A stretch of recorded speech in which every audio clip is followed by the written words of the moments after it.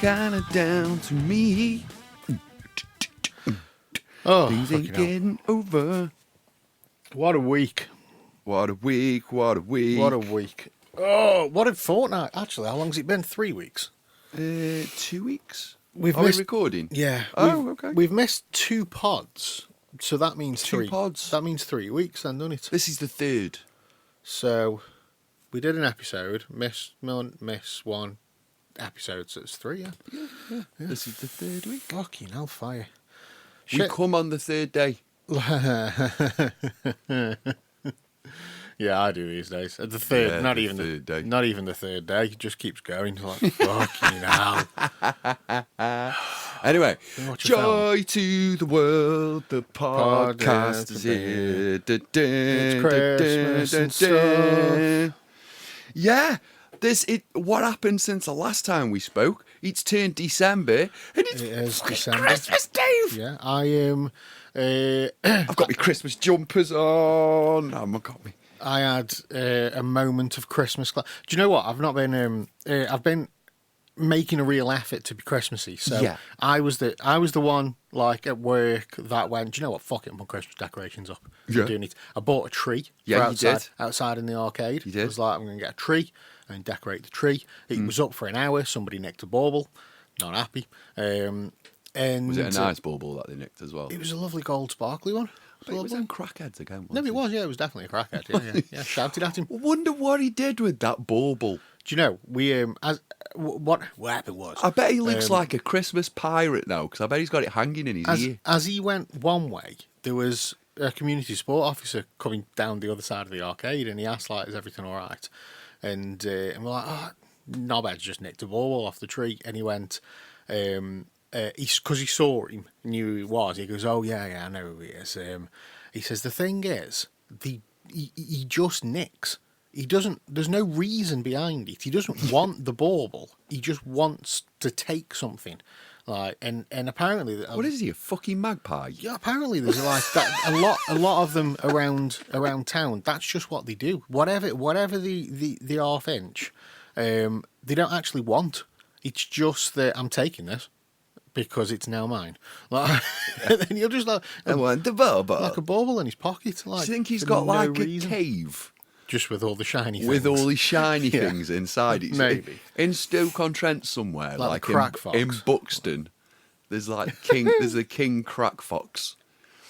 And all the little crackies all report into him and bring him all the shiny things at the end of the day, and he goes, "I'll sprinkle some crack on you." Yeah, sprinkle my crack on you.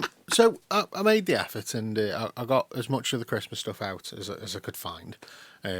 Once it was all up, I was like, I'm not doing any more. I could go all out and put more Yeah. stuff up, but I'm like, that'll do. We've got flashy lights, we've got a bit of tinsel, it's fine.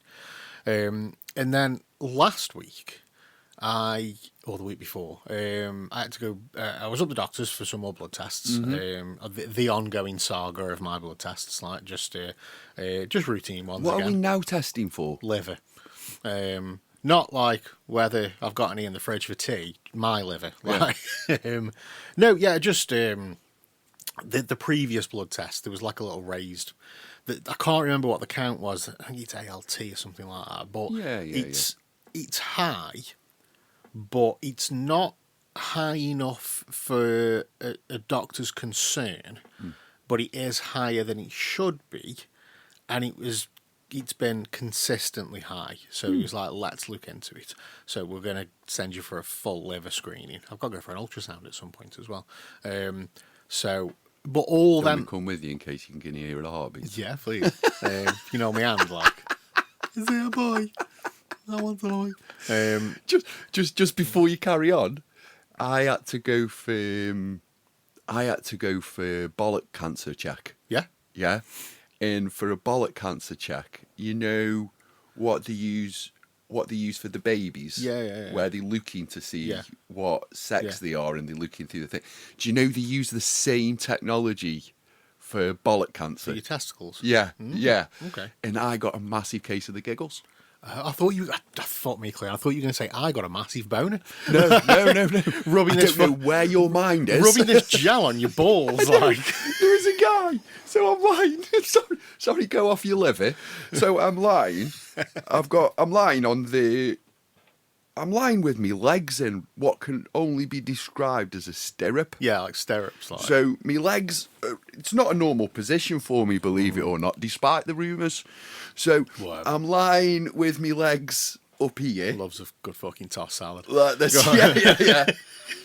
I've got joystick in hand, right? So I'm holding joystick. You're holding joystick. I'm holding joystick because I'm not used to being in this position, I'll be honest with you, Dave, and I'm a little bit uncomfortable. Right. So I'm in this. Yeah. Yeah. I've got joystick in hand. Yeah. He's got his rubber gloves on, right? In this gel foam, you know what they put on your missus's belly when you're having a look at the baby. Yeah. He's squirting this all over me nuts and rubbing me nuts. This is Are you sure he had gloves on? Mate, this is 100% true when I Wasn't went a for a doctor's, check. wasn't it? Like- This wasn't a doctor's. 100% true, right? So he's there. He's basically massaging me balls to get all this gel on, and then he's scanning me nuts for stuff. I've joystick in hand, lying back, and you know when you get doing like your own mind conversation, I'm like, take your mind somewhere else, Cleon. This isn't a normal predicament for you to be in. And I've got what I like to describe a joke gremlin. Yeah. Right. Now, my joke gremlin comes out at the most awkward times. So, if we were in a mass murder and everyone was just executed, Yeah. my joke gremlin would go, "Hello there, Cleon. Hello. I have a one-liner which would be applicable here." Like, that's Yeah. how my brain works. So, lying, stirrups up, joystick in hand, oil all over the balls. He's scanning me nuts. He's looking at a screen. Right, now bearing in mind, I think this is like a week after Ethan's been born. So the baby process is very fresh in my mind. Yes. So I'm looking at the screen with him. And I just went there, I went, "Has he got a heartbeat?" And he just said, the bloke went, "Oh, thank fuck you've said that, mate."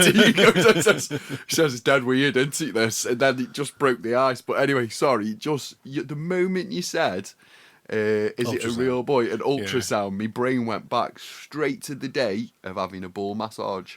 Yeah. He was very gentle. Very gentle. Very gentle. Yeah. Do you know, I've been what is going on with these headphones? There we go. I have I've been told when it comes to ladies having their checks, their down below checks, that apparently the male doctors or male nurses are far more gentle than the lady nurses. We're obviously more sensitive. I'm not going to dispute that, mate. Yes, you've had so I had to go for blood Imagine a woman tests. compared to a boy. Yeah, just up she goes. Shut up. See, me joke gremlin came out again. Yeah. I have an awkward joke for you.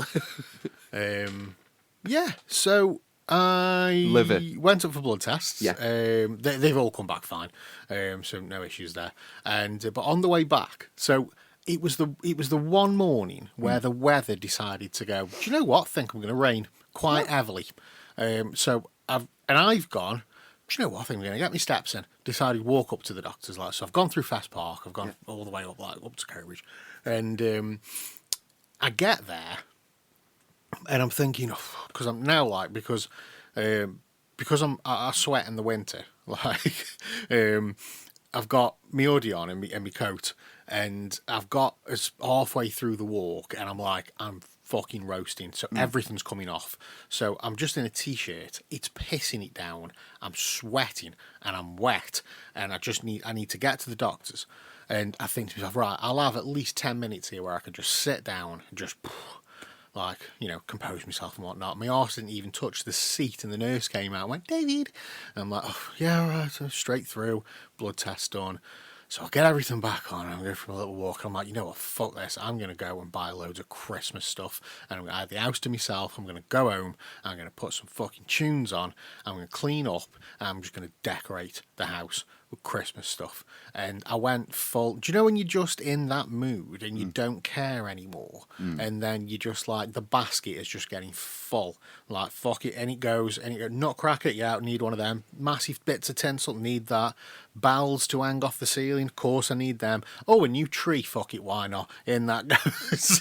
Like, and I've got a basket, right? It's overflowing. I've done the pizza box thing each side, you get, like you do with a skip. You put the doors in first, and you get more room. Yeah, so yeah, the long boxes have gone in at the side, so I've got more room in the basket, and that's full. I've got a tree under my arm. I've got tinsel over my fucking shoulder.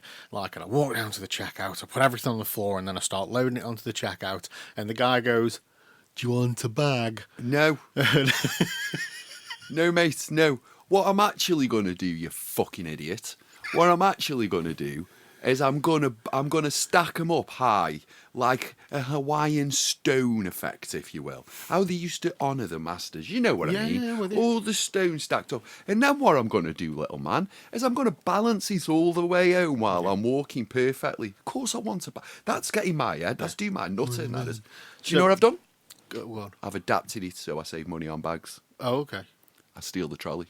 I steal, sorry, the basket. I steal the basket. Yeah. Yeah. They don't charge for baskets. It's true. Do you know Tesco started putting the tags that they put on clothes? Yeah. They started putting them on baskets. Yeah, they need to. They need to. It's you. It's You me. fuck. I don't care. I've got Got a one in me. boot- I've got got a one in boot me full boot. of 'em. I've got one in me boot right now for when I shop. So whenever I shop, I take my basket out. If it's a light shop, I'm not kidding. I walk around, I fill my basket up, and then I just put it in the back of the car again. My dad always had a quick save basket. And I'm like, I don't know, obviously he got it from Quick Save, but I don't know when he got Genius. it. And I'm like, why have you got a Quick Save basket? And he was just like, don't ask. I'm like, all right. Think about it. So yeah. Just a genius, mate. So I'm loading stuff up onto the belt, the checkout. And he's like, do you want a bag? And I looked at him and went, yeah, I mean like a big one. I need a big bag.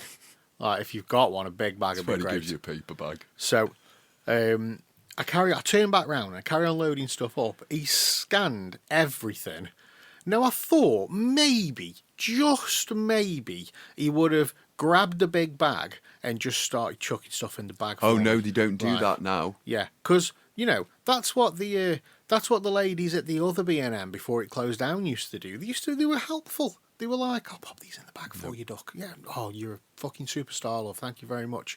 And when you offer me that reduced to clear chocolate, because you've just done a good job, I'm going to take the reduced to clear chocolate. Would you like any dairy milk today, sir? Yeah, I'll have a block of dairy milk. You throw that in, love. You throw that in. Thank you for backing me bag for me. Like this guy, no, I've got all this stuff's just piled up, right? And there's another couple behind me. They've loaded their stuff up and they're waiting. Like, Have you ever been Aldi? yes. Have you ever bought stuff in yeah. Aldi? You have to stand like a fucking wicket keeper in Yeah, Aldi. yeah. It's literally, you go, like the catcher that's in Yeah, baseball. yeah. That's me in Aldi. Yeah. You basically hold your bag 20 yards away from the bloody woman on the checkout. She fucking fires it across at you like that. And you're like, what the flip's going on here? Apparently, the Aldi etiquette is you're meant to put everything back in the trolley and then move away from the checkout to pack the bag. Do you know what I do? Put it in my basket, stick it in my Stick boots. it in the boot. Done. Do you know what I do? Put it back in the trolley, Dave. So- Force the trolley in the back of my car. So what we need to do whilst we're shopping, right? Let's just make this completely clear to the listeners, just to England and the general population, right? We put our shopping in a trolley. We go round the shop. Now shops don't even put them on shelves now. They just stack boxes on top of boxes and just go, guys, just reach in. Reach in, Half guys. of the stuff's like a fucking lucky dip now, Dave.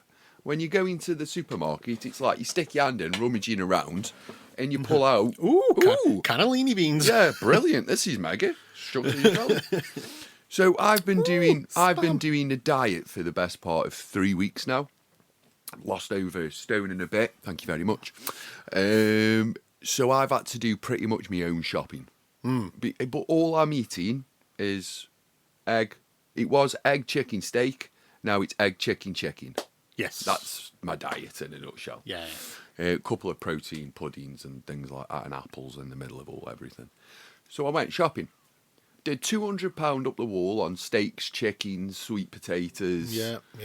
But that's a month's worth of shopping. Yeah, done, yeah. straight away. Absolutely saved a fortune. Anyway, so I went to Aldi. I had to get the shopping out the trolley, put the shopping out the trolley on the conveyor belt. Then what you want me to do is stack the shopping at the end, put it back into the trolley, pay for the shopping out the trolley. Then you want me to take the shopping back in the trolley. Then you want me to take it out the trolley, put it on the sides. Then you want me to put it into a bag. Then you want me to put... No. What type of stupidity is that? I just stood there and no. I'm just going to put it in these bags while I'm standing here. You're holding the line up. That's fine. I don't care. They can wait. Yeah. It's Sunday. There's no... Yeah. I don't care that I'm holding the line up. I'm packing my bags. I'm packing my bags. This is your fault for scanning them so fast, not my fault. Yeah, I've even said to the woman on the end, I said, I'll slow down if I were you, because I can't Yeah. pack at this rate. Yeah. So now I just self-check out. Have you seen the people who are super prepared and they've got the bags that are the width of the trolley and they hang on the sides of the trolley? Oh, mate, I love them people. And like, so the bags are already open, I they're love already in the trolleys, and they're just like... That's done. like porn to me. Yeah. I would forget the bags, though, that's the problem. No, that's like I've got porn to me. so many reusable bags. Like, you know what? I'm not going to buy a plastic bag for 10p or 20p or however much they are now. I'm going to spend £1.99 on a bag that I can use every single time I go. And then I pay for the bag and I get one with a like Garfield on it or something like that. I love Garfield. And I pack my bag and I'm dead proud of myself. And then I walk home and I unpack the shopping and then I put that bag in a bag full of other bags and then I forget it exists. Do you know what I've got? And the next, a basket. Stack of baskets. I've got a leaning tower of Morrison's baskets, I have, matey. They like this in the wind. But I came home with all the Christmas stuff. Do you know what I forgot? What? Batteries. Yeah. I forgot batteries. I did that. As well, as it happened, though, I was walking home and I'm like, the B&Q was on the way, so I'm like, I'll just pop in B&Q and get Pay the a batteries. fortune. Yeah, Yeah. pay a little bit more than what I should, but I'll just get the batteries from there. It's fine. So I came home. A little bit of food, and then bang, that was me to work. So I put all the new stuff up. The first thing you have to do is put the little sticky hooks up, right? Because they take an hour to set. So you have to put the sticky hooks up. The sticky hooks go on the walls and your doors, and then wherever else you're putting them, and you've got to strategically like, Got to where's leave a this mark going? after Where's they've gone. that going? Yeah, Where's yeah, all yeah. this going?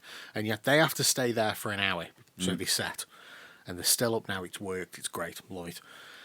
So they all go up. Then it's time for a brew. And then the new decorations, right, where am I going to put these? All of them go up. And then I go upstairs and I get the old decorations, bags and bags of stuff like so. I'm rummaging. I bought a new tree, don't forget. I'm rummaging through all the stuff, like pull the big bags of fucking stuff out and the boxes with stuff in. Then I find this box. It's quite a long box. And it's got Christmassy stuff on it. I've never seen it before in my life, this box. It's got Christmassy designs on it. And I pick it up and I'm like, it's a 3-foot Christmas tree. Now, we've got a 6-foot Christmas tree.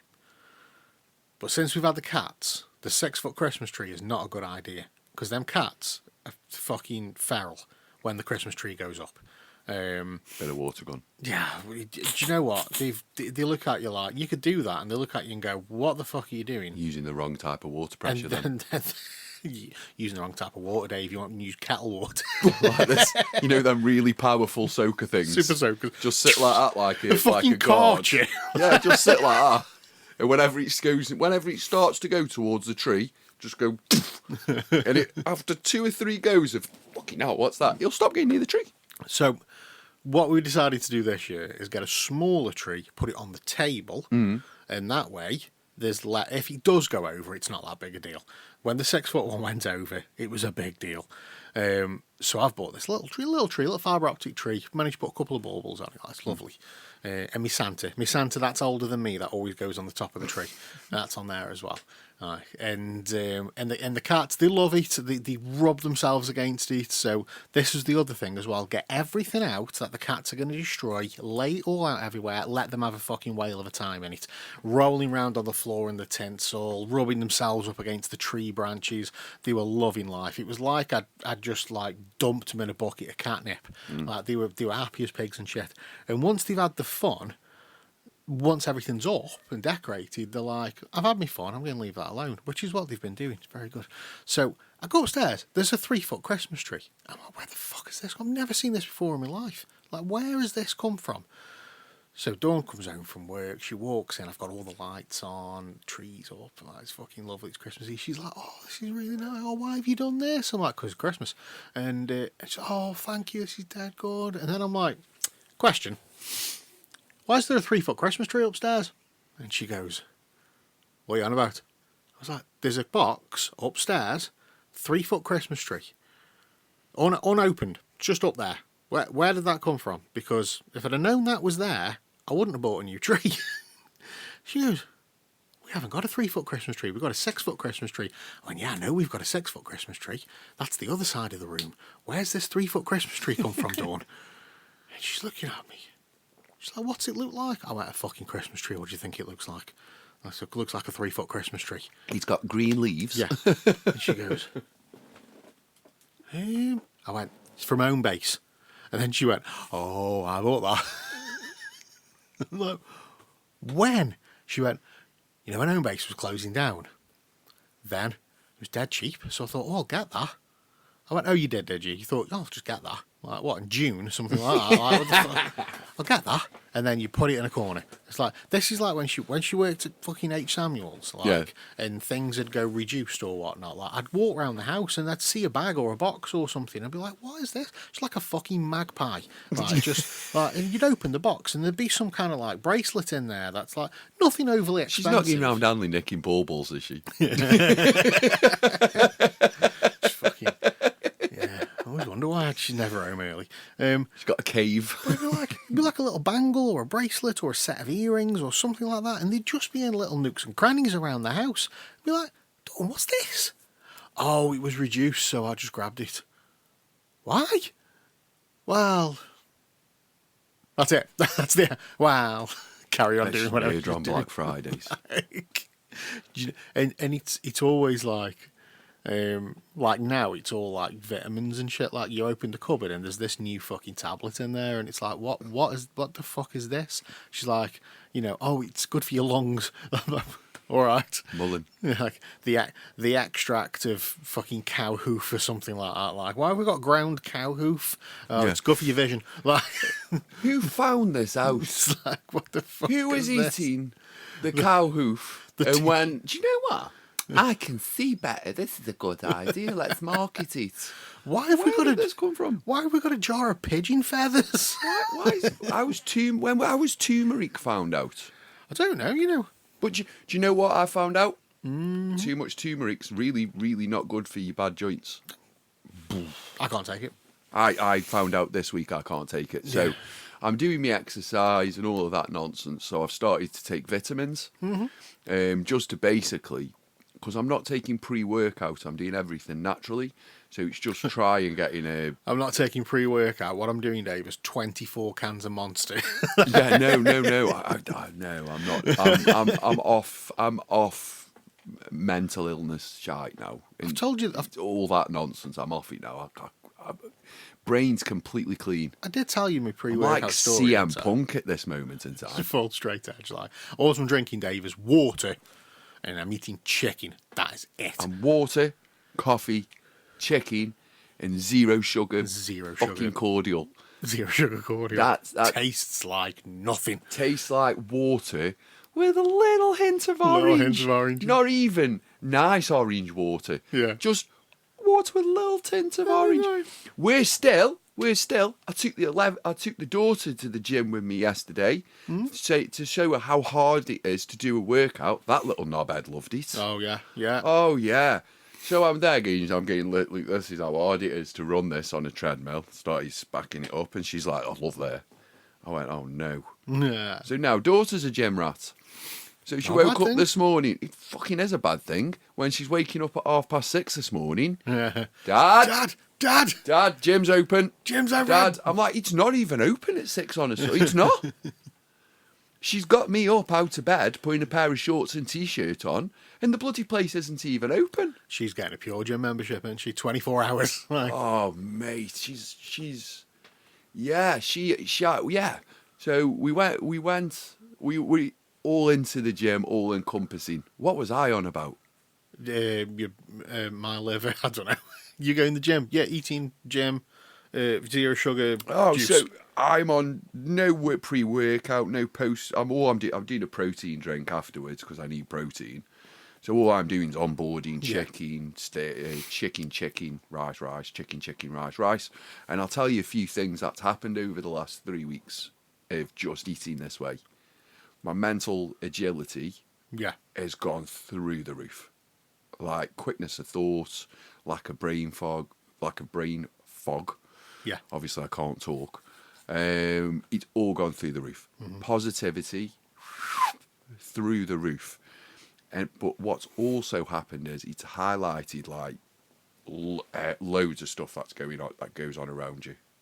Yeah. If that makes sense. Yeah. Like, did you know people who suffer with the most mental illness don't eat breakfast, dinner, tea? Yes. Yeah, and it's a vicious circle because they will blame the mental illness, because I've been there. They'll blame the mental illness for not eating breakfast, dinner, and tea. And it's not. Yeah, but if you flip that round, then yeah, it does help. I could, like I say, I've 100% been there. I've done it. I've said it. Like, you know what I mean? And yeah, but if you get into that routine, and I'm not a breakfast person. Like, I really aren't. Yeah. I do like, you've kind of got to like force it on me. Like, so, if you come round to the house in the morning and you go, oh, I've brought you some bacon, like, I'll go, thank you, and I'll eat it. But I won't go and cook the bacon. You know what I mean? It's like I'm not really a breakfasty person. I got into it because of doing early shifts in kitchens and stuff like that, and then especially like when I was in contract catering and starting at stupid o'clock, it's just a case of up, ready, out, work, and I got into the routine of just not having breakfast, which has then put me into like I'm not a breakfast person mentality. But if I get up, like an ideal morning for me, and this is when I was looking after myself better. I'll get up, and the very first thing apart from use the toilet, obviously, but the very first thing I used to do is I would drink a big glass of water. I'd just get up, cold tap, big glass of water. That's the first thing I did. Big glass of water, boom, start the fucking morning off with a big glass of water, get hydrated, kicks your metabolism in, fucking big glass of water, and then get myself fucking cleaned up, changed, get ready for the day. You don't lozzick around. Like, get yourself ready for the fucking day. And then I would make a brew. I'm a cup of tea in the morning guy. I'm not a coffee in the morning guy. I'm a tea in the morning. I have a cup of tea in the morning, a couple of rounds of toast. That'd be me. That'd set me up then. Yeah. And then I'd have a coffee. Tea and toast, but then I'd have a coffee. And then I'm ready. Bang. That was the ideal morning for me, and now I'm back in the right, what time have I got to be, where have I got to be, and what's the latest I can leave the house. And it's just like you get up and I'm just like, oh yeah, can't have breakfast, I'm not ready for breakfast yet. I'll get a brew when I'm out. And it's like, no, if you just get up an hour earlier. Just get up an hour earlier. And that's what I've started doing again recently, getting up an hour earlier than what I used to, and just having that time to get yourself into the best mentality for the day. You know what I mean? Get up, get yourself cleaned up, get yourself changed, nice big glass of water, have a brew. Admittedly, sometimes I will grab breakfast, but I'll do it when I'm out. I won't necessarily have it in the house. But if I go to work, we've got a fucking toaster upstairs. We've got a microwave. You know what I mean? I can have a bit of fucking breakfast at work. We've got a shop across the road that sells breakfast stuff, cereals, whatever. You know what I mean? It's you can have it, but just get back into that routine of setting yourself up for the day. If you set yourself up for the day, for me personally, it just helps with your mentality for the rest of the day. With me, I just need what I've been surprised through this. I'm working out every day. It's a non-negotiable. Yeah. That's what works for me. The reason I think it works for me is probably because at my happiest, I've been at a football camp. Yes. So if I'm up, I get up, I have 4 eggs, scrambled, 1 slice of sourdough.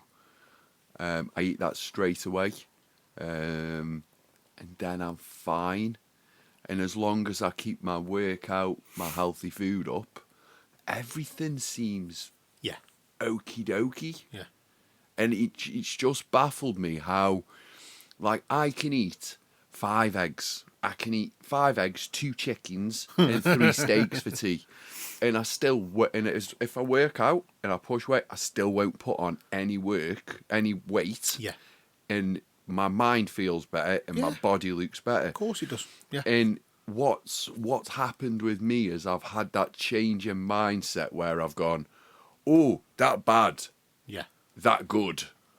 Like you couldn't pay me money to eat to McDonald's right now, Yeah. if that makes sense. Yeah. Yeah. Like that stuff now just makes me go, ugh. Yeah. Just because I've done my own research into things like soy and corn and syrup and that stuff, and the plastics that are now put in food, and instead of buying, like, I'm not preaching and I'm not saying, but like even talking to other people about checking, someone said, "Oh, you have cooked chicken all the time. Why don't you buy pre-sliced chicken?" I'm like, I'm trying to stay away from processed food. Yeah, it's full of preservatives. Yeah, but like, just buy pre-sliced chicken. I'm like, you're not getting the correlation. Just time out a second. I'm buying fresh chicken breast. yeah. Well, buy pre-cooked and sliced. No, because that's processed food. yeah. I mean, you can buy cooked chicken, as in, you could buy like a box of drumsticks, which is just cooked drumsticks that's been seasoned. Like, but It's not though. yeah, If no, you read the ingredients, but it's like you can get them where it is just a chicken in an oven. Yeah. Like, you can get that. But the only time I've done that is when I'm in a rush. yeah, Like, yeah. it's like, fuck, Yeah. I've got somewhere to be. Right, I'm gonna get some cooked chicken drumsticks. Like, where the ingredient is chicken, bit of salt. I've got Like, 3 cooked chickens currently already in the fridge. but the thing is, like, it doesn't take that fucking long to cook a fucking drumstick. You know what I mean? It doesn't take very long to Breast, no. cook a chicken. Like, and you can, you just, this is what I did anyway. This was only a couple of weeks ago when I got back on, and I fell off the fucking wagon again. But when I was back on it, I would buy a lot of fresh chicken and just cook it all off. So I'd season it, You're food prepping. cook it all off. Yeah, food prep. Yeah, that's simple. Like, you just you find time on that one day, and then Stick it in boxes. stick it in boxes or fucking cling film, whatever. Like, in the fridge, and then you've got that bang. You can just grab then, and you can do whatever you want with it. Like, just because it's a drumstick, you don't have to fucking eat it like a cannibal. Like, it's cooked chicken. It's there. If you want to, you can fucking slice it all off. You can dice it up. You can put it in whatever you want. It's there. It's ready to go. Tell you what. Something Let's not go into a Jamie Oliver podcast though. that I do like. At the minute we're going to go into how to cook chicken. Yeah, fucking get all the meat off the bone, like dice it all up. Like, Right, you're talking to a guy who's on a fucking diet, dude. yeah, no. It's, So I don't want to be talking about, get the thing. what you thought? You having any rice? Yeah, just rice. Just rice, yeah. Yeah, That's me too. I like a little bit of rice, right? But so just dice the chicken up, mix it in with a little bit of rice. Put a couple of veggies in there if you want, whatever vegetables you want. Chili powder. Yeah. There we go, Cleon. Then get some hot sauce. Chili powder. Fucking hot sauces, mate. Oh, and it goes. Can't do hot sauces because it's full of fats and all of that lot. But I do, your chili powder. Do you know where else I've found? Just like hot sauce vinaigrettes. There's nothing in them. Yeah, hot sauce vinaigrettes, you're right. But do you know where else I've found? Fast spice. I was going Five through. spices, the tits. It's fucking lovely. So I was going through the cupboard, and I'm going through what are these spices? Because I haven't cooked for myself really. If I'm being honest, I haven't cooked for myself in a good decade. Yeah. Mrs. does the cooking, and wife is very, very good at cooking. But now, because I'm doing my own separate menu, Yeah. she's kind of gone, well, I'm not cooking for these morons, then cooking for me, then cooking for you. Yeah. Sort your sen out. No problem. So what I've been doing is examining the cupboard. Yeah. I've been looking at it. I've been having a look-see, Dave. I've had a look at a bit of coming. Cumin. Yeah. Not for me. I've been coming a lot, Dave. I've had a look at a bit of a... What's cinnamon like on chicken? It's not nice. It's not nice. It's not nice, not cinnamon. I've had a bit of garlic. Too much. Too far. No such thing as too much garlic. Too far on the garlic. No fucking. It is when you're lying in bed at night and you're like... and you're going, ooh, the missus's breath smells... Oh, that's mine. Oh, and you know your breath's that bad because your own nose is going... It's good for you. Your breath stinks. How much, Dave, how much garlic did you put in a chili? Couple of bulbs. Do you mean a couple of cloves? No. Yeah, Couple of bulbs. Too far. Get him in there. Stop being a pussy. And then I noticed, like and it reminded me of a Michael McIntyre sketch, at the back of the shelf, right at the back of the cupboard, with a cobweb over the top of him, was a ninja. Fast Spice. And I turned it round and I was like, what is this, Jobby? And it was Five Spice. Remembered the Michael McIntyre sketch. So I sprinkled a bit of Five Spice on, chucked it back in. Oh, beautiful. It's lovely. Bit of Chinese chicken. Oh, changed my world. But anyway, cooking aside, we have got something to cover. Do have to be careful with some of your spices though, because some of them are riddled with salt. Like, yeah. Fucking, yeah. Yeah. But, tastes good. Tastes good. Anyhow, we have got stuff and important stuff to comment on. First of all, on the last podcast, we sent out an apology to Michael Jackson. Okay. Yeah, said, sorry, mate, you weren't really a pedo. My bad. I went on a bit too much about you, leaned into it a little bit much. It was on the previous Shingler's List episodes. Catch up if you want. Can't, they've gone. But now we've got a new enemy in music. We do have a new enemy. Mr. P. Diddy, come on down. Well done, mate. Well done. Let's just list this guy's body of work.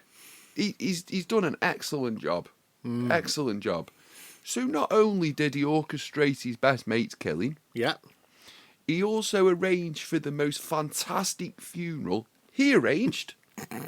No one else. He took over the arranging of B.I.G.'s funeral, made it one of the most elaborate, expensive funerals that hip-hop's ever seen. Mm-hmm. And he made B.I.G. pay for it. Yeah. At the end, when he got the check, he went, Jesus Christ. Yeah, charged it to... That's a bit much. Charged it to his dead friend. Charged it to his dead friend's account, which in business kind of makes sense, but in moralistic terms is a bit of a shit house. Then what he decided to do was do a little dance. Little dance while Sting was having a sing-song. Little Sting at front. Sting's just counting his money. Yeah. He's not thinking every breath you take. He's thinking every dime you spend. Yeah. He's just at the front with a big smile on his face. If I was Sting, I'd be dancing like P. Diddy in that. Do you know like that. The best thing about that situation with Sting for Sting is they didn't ask permission for the rights. So I think if they'd have asked permission for the rights, it might have worked out a little bit better. Would have worked out cheaper. But they didn't even ask for the rights, so Sting just went, well, guess I'm suing them. Sting gets 100% royalties from that song. Yeah. Sat in his house counting his fucking cash while he's not sat in his house counting his cash. Full of jizz. He's like Geordie McDuck in his muddy bin, in his money bin. He is, matey. Scrooge McDuck. He's Geordie McDuck swimming in the gold, swimming in his gold coins, and every single one of them gold coins has got a little picture of P Diddy on the side of the head. He's like, I want them minted and filled. But if we go back a bit, he didn't just kill his best mate. He killed his best mate's arch enemy. Yeah. Yeah. His best mate's arch enemy, which at one point was his best mate. Was his best mate? Yeah, he infiltrated that friendship, shot Tupac 5 times, which created the East Coast West Coast beef. Yeah. Then he ended up knocking off his best mate, charging his family of his best mates for the whole funeral. Then thought, I'm mega famous, I'm going to have a few parties, and beat up a whole bunch of women. Beat up, raped, sexually assaulted a whole bunch of women and men. Could be animals. All's You while can't speak for the self. greased up. All's while lubed up to the maximum in the background going, yeah. Yeah. Do you know, Not a very nice guy, really. it wasn't until watching the documentary, because at the time, Cleon, Looking back, it was blindingly Yeah. obvious, wasn't it, really? how many times, right? Let's go back 25 years, 24. If 25 you bring years, up the right? killing of Tupac and P. Diddy and B.I.G. right now and say how many times have you said it, I've flat out said it since day one. Wasn't going to say that. I was going to say, how many times have we been in a club getting down to P. Diddy songs? I do it now. Yeah, right. I'll do it now. And it wasn't until I watched the documentary where people pointed out that he isn't a rapper, when I actually listen to the songs and go, you know what, they're right. He's actually not very good, but it was the music, it was the beats, it was all everything else around it. But if you would just isolate Diddy's vocals, it's like, yeah, there's nothing there. It's like it's just not that good. But yeah, all blinded by He's kind of Courvoisier and he's kind of the guy who wanted to be the guy yeah, and then removed everybody out the way. What he kind of did was replicate what Jay-Z's done without the talent. Because Jay-Z can walk in a booth. There's loads of recordings of him doing he's it. yeah, Just brilliant. turning up, walking in a booth, recording and walking back out again. Yeah. No notes, nothing, just blah, blah, blah, blah, blah, blah, blah, blah. Hover's amazing. Diddy kind of did the same, Yeah, but negated the talent. I just think he was a very, very bad man. But I Yeah. can't wait for that guy to come out of prison, because all 50 Cent's done in the past month is just tour around on shows with the other co-creator for the documentary yeah. and just smile. Oh, that shit-eating grin. Oh, Fucking horrible lovely, isn't it? bastard. Horrible bastard. But, Dave, I went down the P. Diddy rabbit hole. Okay. I did. We touched upon it pre-show. I went down the P. Diddy rabbit hole. I'm going to tell you a few things right now. So, did you know American Gangster, the movie American Gangster, Denzel With Washington, Denzel and Russell Crowe? Yeah. Yeah, brilliant movie, mega movie. You know, in the scene, Denzel Washington's talking to his family, and they're just Yes, setting up yeah. the drugs business, and he says, what you need to do is make sure that your debt's paid, and you have to collect money and this, that, and the other from people. He walks outside, and he puts that glass thing on the floor, on the table, if you remember, and tells him Yes. to put his money in. Yes. And the guy who puts his money in, and he goes, it was played by Idris Elba. Was it? Yeah, played by Okay. Idris Elba. And he said, what are you going to do, Frank? Shoot me in front of everybody. And he went, shot Yeah. him in the face. Do you know that's P. Diddy's dad? In real life. In real life, not Idris Elba. Idris Elba's P. Diddy's dad. In real life, Frank Lucas, the Harlem gangster, the person that he killed was P. Diddy's actual father. Let's say John Coombs. I don't know what his actual name was. But yeah, that was his real father. Look, how far does this rabbit hole go, Dave? Does it go? Does it go back to Adam and Eve? Yeah. Did you know, Dave? Stop joke kitchen. Did you know, Dave? If you go back in time to Adam and Eve, the snake that comes down and passes Adam the apple, P. Diddy's uncle. No, but that's 100% true in American Gangster. Yeah. Frank Lucas was the guy that Yeah. killed P. Diddy's dad. Because during the his interview, name was Melvin. during Melvin the was murdered in interview, 1972. so there's an interview on Netflix of Frank Lucas right now. It's trending. It's Frank Lucas, the Harlem gangster. Okay. Yeah, Frank Lucas has a 5-minute interview, and he talks about P. Diddy, or Sean Combs, the son of the gangster. Have a watch of that. Oh. Goes for about 10 minutes. He goes, "Yeah, glad we sorted that kid out." I went, Speaking of Denzel and P. Diddy, Have you watched Highest to Lowest yet? Yeah, Did you also go, not very good. yeah, it wasn't very... And was it the most wooden acting you've ever seen? It was the worst Denzel Washington movie I have ever watched. Yeah, not and very I've good, watched was it? Gladiator 2. Yeah. Yeah. Yeah. I yeah. think Highest to Lowest is very, very boring. I don't know. I don't know if did we cover this on the last podcast. I can't remember. We haven't covered Highest to Lowest. not? I watched it ages ago. Yeah.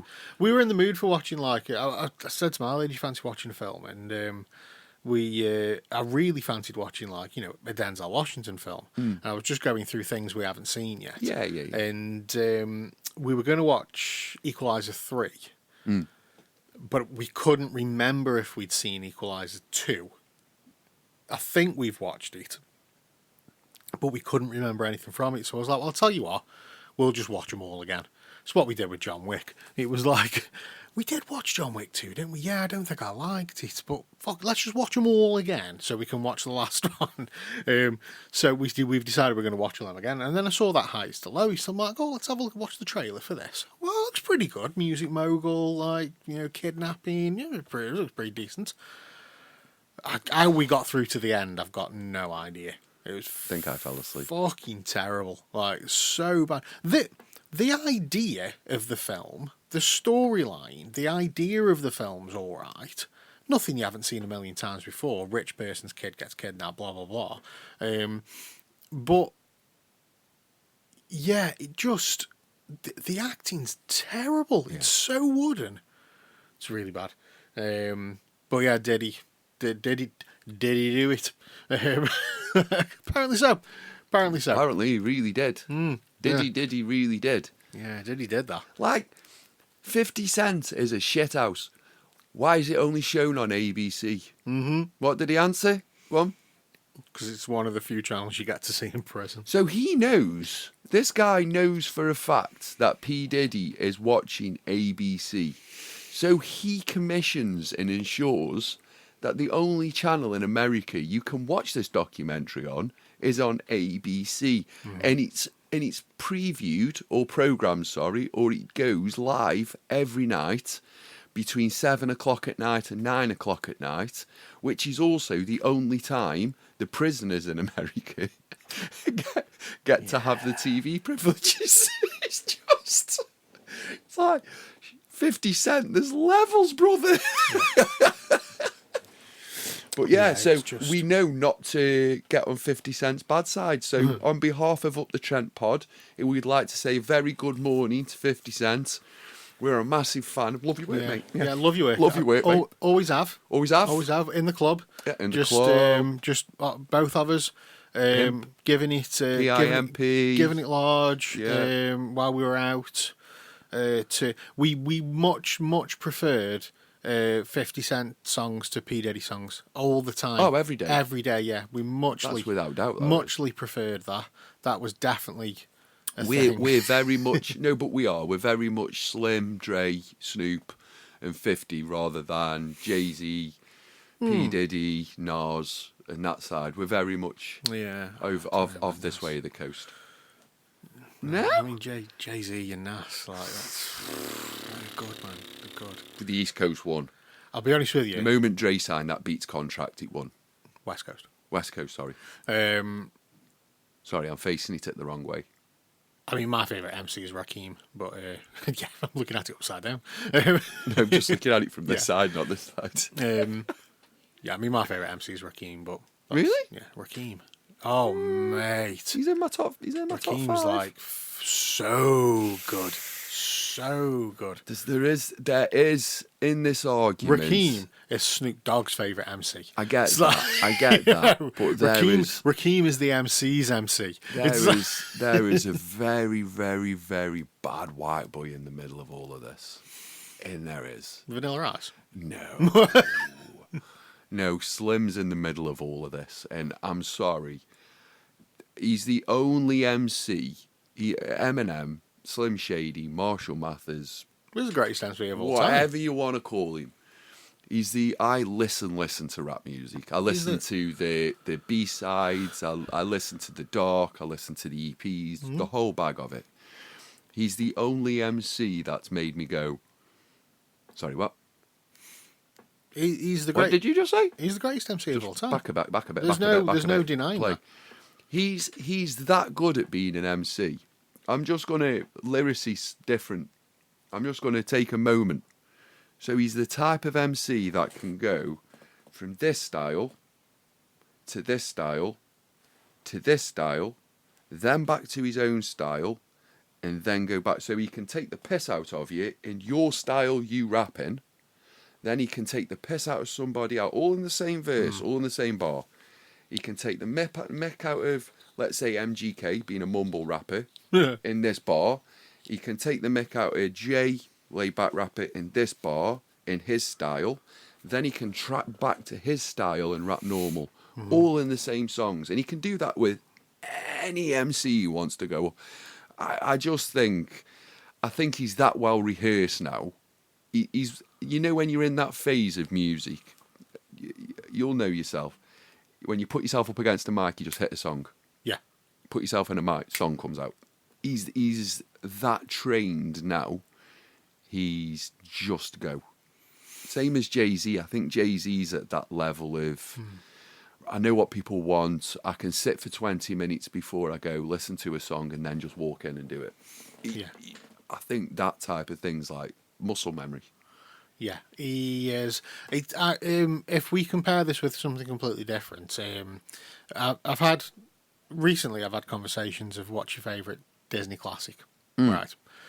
Now there is the question, what's your favourite Disney classic, is different to what's the best Disney classic, because You've got to look at era. I think just Disney classics in general. Right. So my favourite Disney classic is Robin Hood.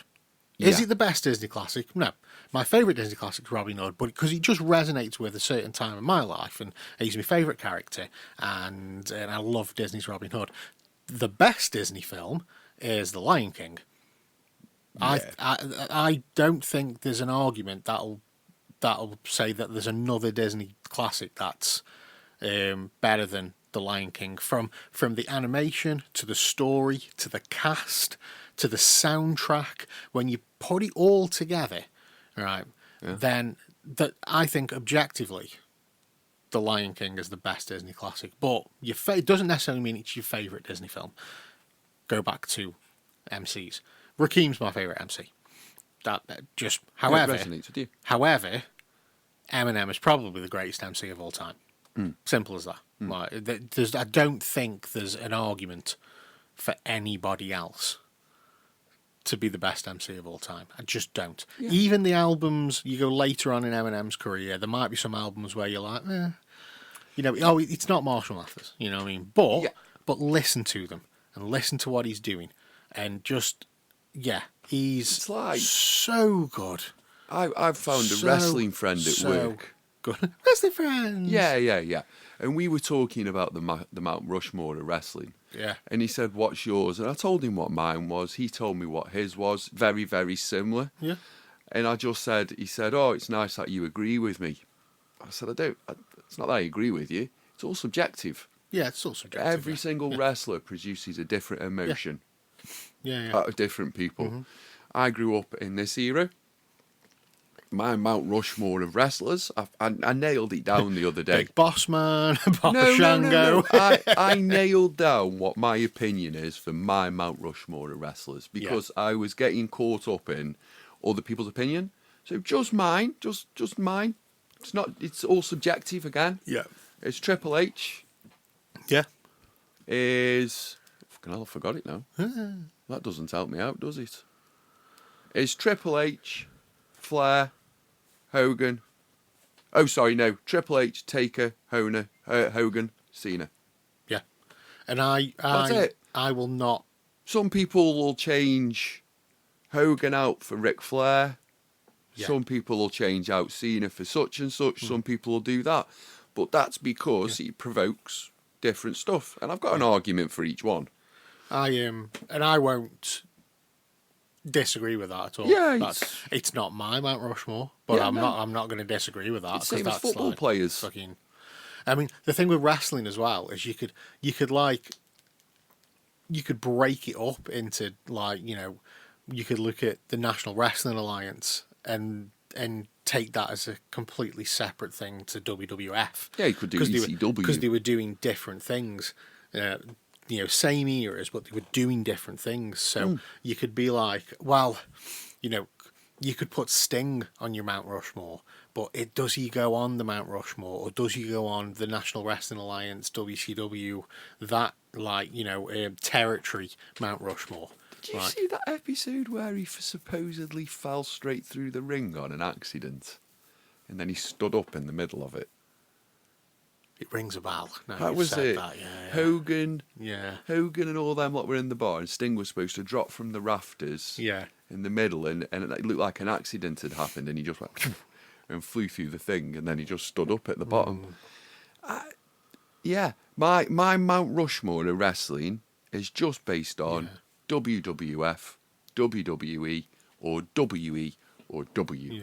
Pick one of those brands. You could put like The reason it's not about the rest of them is because I never fucking watched it. you could do Ric Flair, Dusty Rhodes, Sting, Ricky Steamboat, Yeah. and people would go, that's Yeah, fair, yeah. that's fair. Yeah. Bret Hart, Bret- fucking There- Bret There's Hart. only The one excellent- reason. Excellence of There's execution. only one reason he doesn't hit me Mount Rushmore. Because he's a salty prick. He is a salty prick. I can't. Do you know You something? seen the latest interview? Oh, They're like, yeah. Yeah, Shawn Michaels and Vince were definitely bumming. Oh, yeah. It's Where's like that come from, Brett? I don't understand what he's got in his heart. Yeah. Do you know what I mean? He's a very, very big. Do you know what? Right, one of the greatest in-ring performers of all time. So good. But he's not even doing it for his fans now. He's just being a Wrestling prick. as an art form, as a pure art form, Brett is one of, if not the best. Yeah. So good. But my God, he's so bitter. He's I so get it, far his- up his own. His career was cut short. When you look back, ultimately, when he moved from WWF to WCW, he probably shouldn't have done it because WCW did not know how to use him. He ended But that's up, not Vince's fault. yeah, and he ended up being, he ended up not really, living his full potential as a wrestler. Like if he'd have stayed with WWF, then he probably would have had a better legacy than what he's got. But he moved for the money. And, Exactly. And WCW ruined him, and he got injured, and he couldn't wrestle again. I understand it. I get it. I So get to that. I summarise, get that he's better. dickhead makes a decision based on money. Decision goes wrong. Yeah. Blames the company which he left And then for the decision that Yeah. you made. And you've got the Montreal Screwjob, where this is the unwritten rule of wrestling. The unwritten rule: if you are on your way out, You don't leave with the belt. You do the job. You do the job for the person that you're wrestling. You put the belt down. Yeah. You say thank you if- very much. Yeah, and even you if leave. you have, but even if you haven't got a belt, even if you haven't got a belt, on your way out, you do the job, and you lose. You lose that match, then you leave the company, and then you go to your new company. That's the unwritten rule. That's just what you do. And for him to stand there go. and go, I am not dropping the belt to Shawn Michaels in Montreal.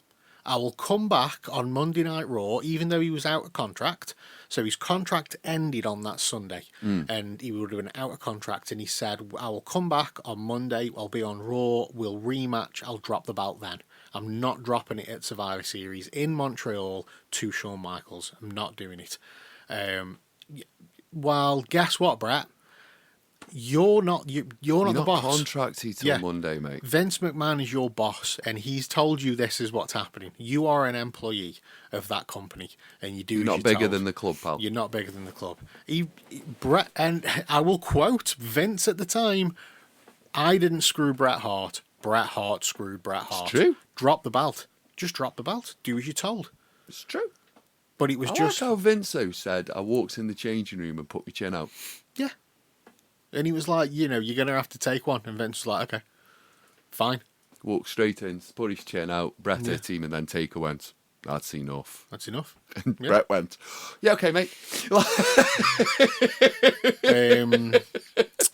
I bet you Brett only came up to the taker's knees as well, because he's only a little guy, and he was like, whoa. But with Brett, on all the award shows he's been on with WWE, he stands there, and what was the last one he was on? Was it WrestleMania? Whichever one he was on where he was sharing the stage with Triple H. I don't know. They were on the same stage, and he was basically international television, standing like this. And I just thought, mate, you don't know what you've lost the plot. Yeah. You've completely lost your fan base, the plot. Because end of the day, he could be a general manager on Raw. He could be anything. Could be a general manager on SmackDown. Could be on Co-Coms, and he could probably be earning quadruple what he's earning now. Do you know, like with his knowledge and his expertise and that family as well, the name, like he could be employed by the WWE. He could be a producer. He could be The Hart family. He could work in the performance center. Like, you know, he can't fucking wrestle properly anymore. You know, he's not. He's been ill. You know what I mean? He's been an ill man. But how all them young stars, young soon to be stars in the performance center, how much would they appreciate training under Bret Hart? We can't, because he's too salty at bloody Triple H. That's a man, genuinely, who cannot see the wood for the trees. A mind for the business. Like, just fucking... Oh, it's a shame. It's a shame. Speaking of wrestling, I haven't watched it yet. I'm going to be watching it as soon as we finish this. John Cena's last match last night. So don't tell me what happens. I cried. I was going to stay up and watch it. Getting me emotional now, mate. I'm not even close to kidding. And I got to about 11 o'clock and I just went, I'm really fucking tired. So I'm going to watch it Do you know what? Don't spoil it for me. Do you know? No. I'm not going to spoil it for you. I'm not even going to get into last night's match. But at the end of the day, it goes darkly on. He's done 25 and a half years of touring, not just. So there's a massive difference to the listeners in wrestling. There's touring wrestlers, and then there's people like Ric Flair. Now, I don't mean Ric Flair as he is now. I mean Ric Flair if you go back a decade. You've got, 6 main events in the year. So The Rock, if you will. 6 main events in the year, comes back, wrestles probably 10 times over the year.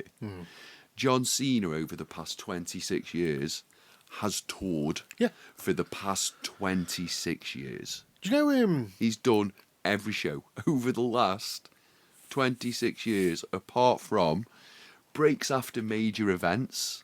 You know what I mean? After the I Quit match with JBL, there was a bit of a couple of weeks where he wasn't on camera. But 26 years, mate. Chris Jericho. There was a long period of time where Chris Jericho wasn't on TV, and you know people had genuinely thought that he'd just left the company or something, right?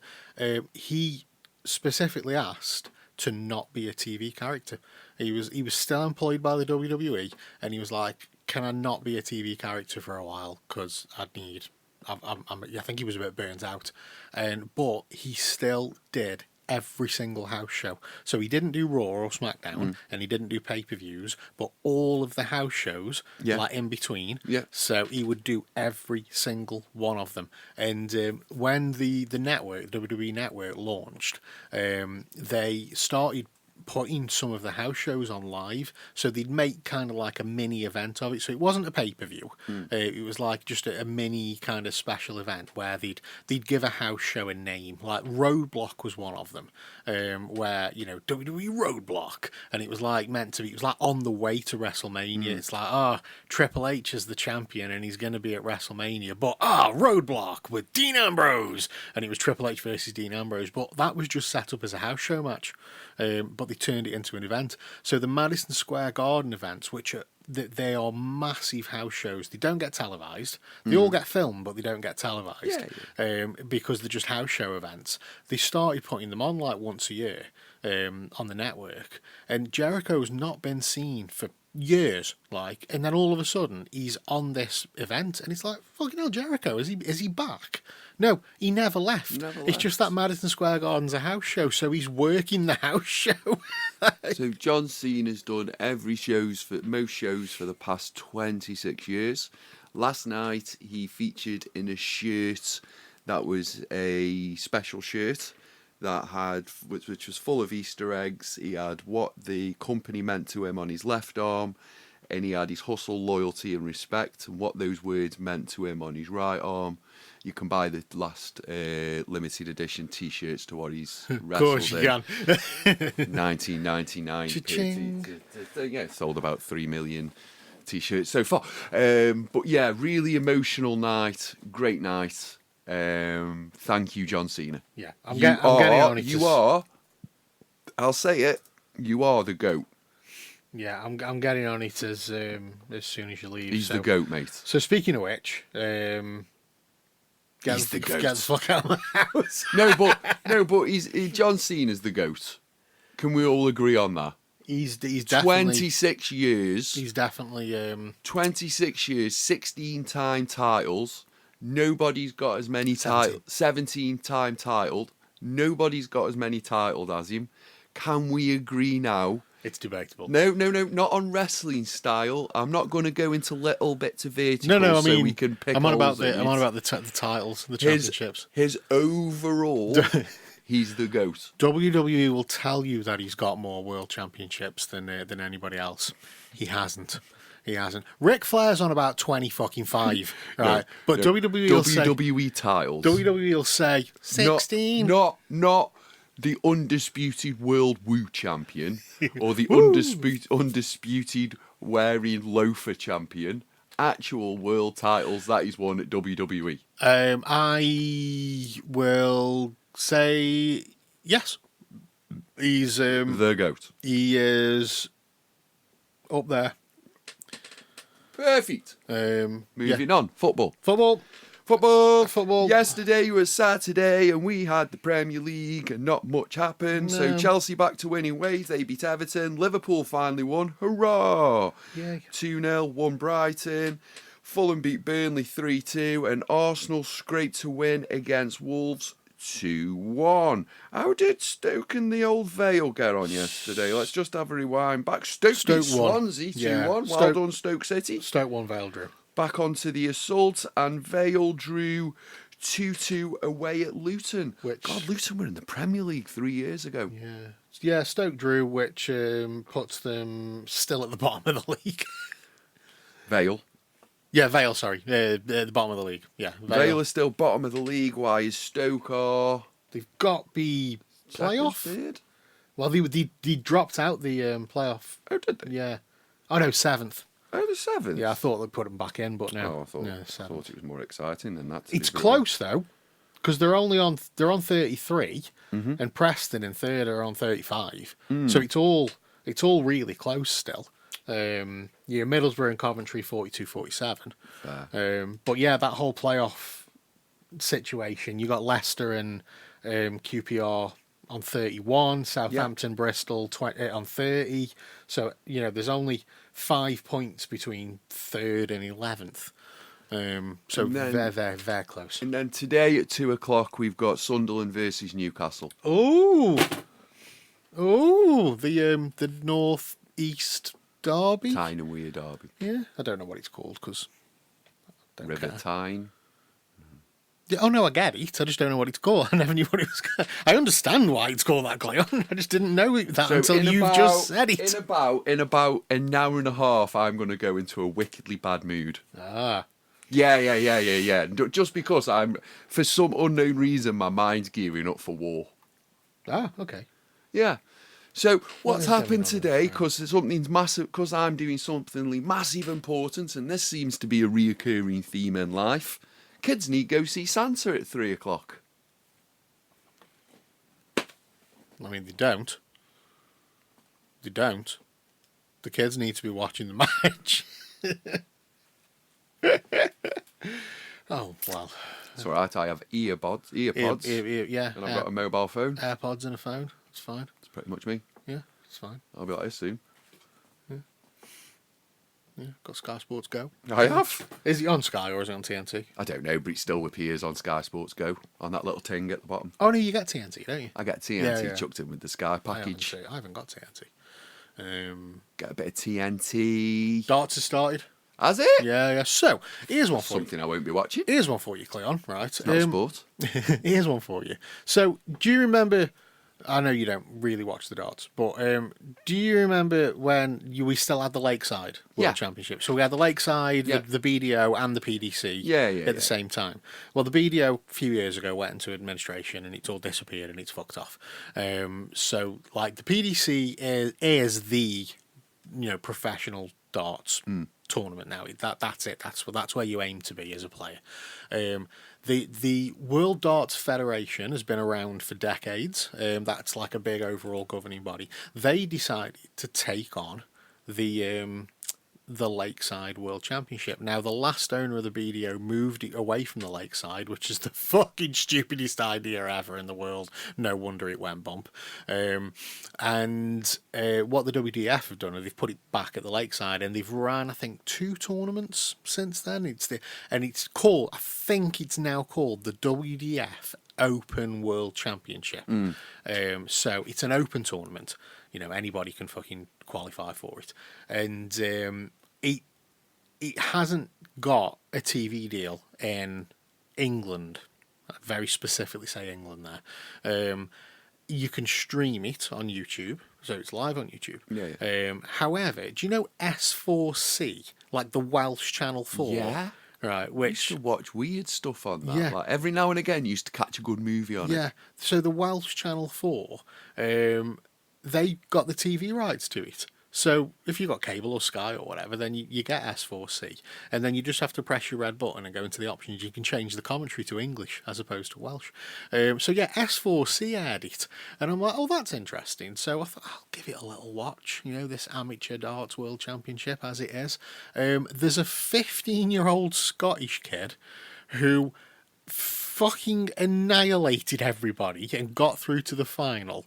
So this 15-year-old qualifier and then the number 1 seed from, I think he's Dutch or German, it's one of the two, were in the final. One of the most entertaining darts finals I've ever watched. So good, and I'm so glad I watched it because I'd completely turned me back on the Lakeside at this point. And yeah, really, really good this year's. He didn't win, the young Scottish lad. However, you're looking at guys like Luke Littler. He's a dick. Who, He's an absolute dick. I'm sorry, mate. Have you seen some of his interviews? Yeah. I'm sorry. Darts needed a poster boy. What Darts got was Captain Fat Pants in the SS Depression. What the fuck is that about? Are you alright? Do you enjoy the sport, Luke? Not really, no. I'm probably going quit in 2 years because I would have accomplished everything and I can't really be bothered because it doesn't interest me no more. It's like, yeah, that's that inspirational stuff Yeah, the kids cheers. want to Cheers, hear in mate. sport, that Mate. is, Luke. Fuck's sake. What do you do all day? I genuinely just sit on my PlayStation. Mega. yeah. Thanks, Luke. Yeah, cheers. I hope Luke Humphries beat you this year. Yeah, no, I'm sorry, mate. I want a Luke Humphries final, and I want Luke Humphries to win. Yeah, he was on that bloody little chubby bugger. He was on, I think it was the... what was the podcast he was on? A little chubby bug. He was on, the Overlap or something with Gary Neville. He was okay. on one of them Yeah. anyway. And the challenge was they need chuck the darts in to get high numbers.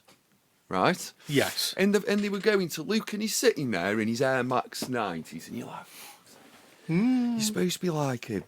You're supposed to be bringing the sport up with you. Use your management here, pal.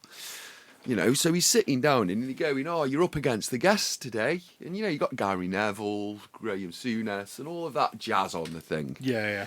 And all he's got to do, you're hitting high numbers. So you're thinking to yourself, well, we've got the champion of darts here. He's going to be hitting, treble 20, treble 20, treble 20, treble 20, treble 20, treble 20. He's the guy. Mate, he was crap. Yeah. I was watching it going, what? I was like, if this was Phil Taylor, he would have stood up on the programme and gone, treble 20, treble 20, treble 20, Yeah. treble 20, treble 20, treble 20. And he would have just like, he would have fried an egg with this hand while he was throwing treble 20s in like this. I just thought to myself, what a letdown in like, when darts needed a new Phil Taylor. Do you get what I mean? I gave him a little bit of leeway. And a couple of years ago, like He's a bellend, mate. I gave him a bit of leeway because he was a kid still. You know what I mean? He's a bellend. He was a kid, and now 2 years has gone on. He's the world #1. He's earned more money than any of us could ever fucking dream of. And then he played his first round match this week, and I watched it, and I watched his interview, and I'm like, oh, I hope you lose. Like, yeah, he's such a dick. Do you know what? I don't hope he goes through to the final and Luke Humphries beats him. I hope he loses in the next round. Yeah, he's just in his interviews. I don't think he actually enjoys the sport. Yeah, I don't he's just think good at it. I don't think he can be asked to be there. Like when he said they were interviewing him and they were like, "Oh, when you're leading up to these big matches, because they're football players, Yeah, so they're like, wow, you can." Do this, you can hit a target like that. To do this and to do it with your hands or to do it with your feet. yeah. Yeah, it's pretty much the similar technique. We just have to run to get to it. You have to walk past the bar. So they were, so before you're going into a match, do you do warming up and everything? No, I don't really bother. and you could see Neville going like, what? And he was like, no, I genuinely, mate. Genuinely thinking about it, I nip to Greg's on the way to the venue, grab a couple of sausage rolls, have a coffee, and I just start throwing the things at the board. Turns out all right in the end. And they were like... Do you know, Phil Taylor was never off that board. Fucking knobhead. Phil Taylor was never off that He's practice board. not going to eclipse. I'll tell you, I don't even need... I'll have a bet with anyone. He's not going to stand up to Phil Taylor's... He's not going to be around that long. After his first round match, right, the person interviewing him at the end and said, so, sports personality of the year, are you looking forward to it? We're all rooting for you. Do you think you'll win? And I'm like, no, he's not going to win. He's not going to win that. Sports personality? Sports personality of the year. Hang on, he hasn't got a personality. He's in the running for it. He's in the running. He's in the running, and because Tyson Fury and every bugger else can't be arsed. But I must admit, he was like... Woke award in sport. He did go, no. No, it won't be me. I'm like, all right, fair, that's fine. Lando Norris will get it. Did you just come away from the interview watching it going, cheers, mate? Cheers, mate, appreciate that. Anyway, the darts have started. I'm looking forward to why watching don't interviewers have more fun with him? Why don't they go, hey, Luke, are we showing any enthusiasm today? And just chuck the mic over at him and just leave him. The most enthusiasm they got is the Ali Pali wasp tried to land on him during his interview. There's a wasp there's always a wasp in the Ali Pali during the darts. It's winter. How's there still a wasp? Now, here's a question. This is how you can define a person. What was Luke Littler's reaction to seeing a wasp? Oh, it was like he was dodging hooks from Tyson Fury. Yeah. Oh, he's one of them. You can't just go like... Yeah, gaff me. There was a player this week, the wasp landed on his neck while he was throwing, and he just carried on throwing. Cool as a cucumber, just carried on throwing. He struck the wasp with that. Went and collected his darts, and then he just gave it a little scratch on the back of the neck, like that was it. Yeah. Cool as a cucumber. Anyway, let's... I call it Polly. Let's call it for another week. That's us.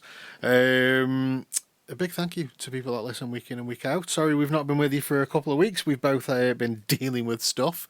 But we're back. And hopefully we'll be back next week as well.